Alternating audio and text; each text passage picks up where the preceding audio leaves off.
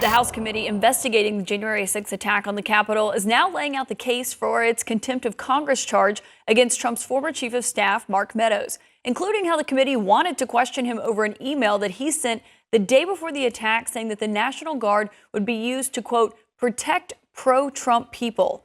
Meadows is obviously no longer cooperating, and the committee is slated to vote today to recommend a contempt of Congress charge. One of the key findings here, again, a January 5th email in which the former chief of staff, Mark Meadows, said this.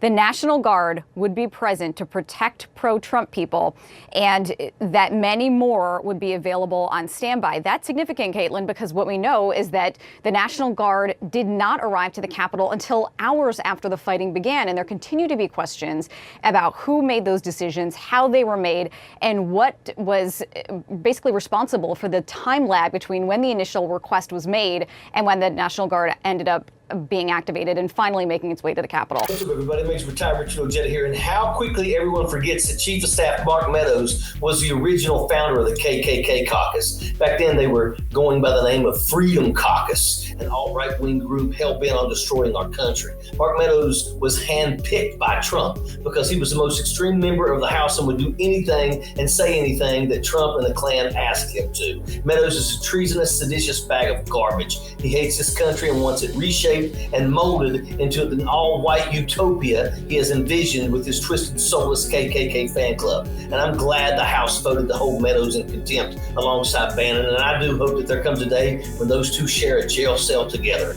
None of that will happen, though, if we lose control of the House in less than a year. Everyone needs to wake up and realize just how close we are to losing our democracy of this nation. What was going on within the White House, within Trump's orbit on January 6th. And one of those revelations is that there was a media personality who encouraged the former president to put out a statement once the fighting was going on at the Capitol on January 6th, urging people to leave peacefully. Additionally, there was a communication between Mark Meadows and a rally organizer in which a rally organizer said to him, "This is getting crazy. We really need to get some guidance here. I desperately need some guidance." The text messages and emails are infuriating to read. We all knew what was happening, including the right-wing propaganda media, and they were begging for the coward Trump to lead. And of course, he failed to do so repeatedly. Trump was watching and cheering on the rioters. If he wasn't such a coward, he would have joined them.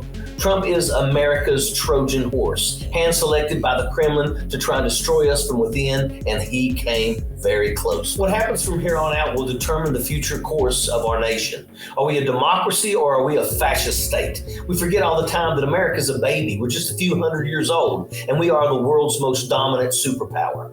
You don't think other countries are rooting for us to fail?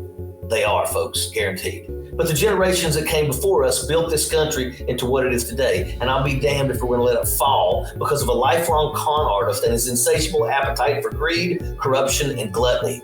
We must hold everyone accountable that tried to overthrow our government, and we must send a message to the world that America is here to stay. It was Mark Meadows who joined the White House when everyone with any decency turned that position down. So why is it that all of a sudden everyone thinks that Mark Meadows is going to do the right thing and testify truthfully in front of the January 6th Commission?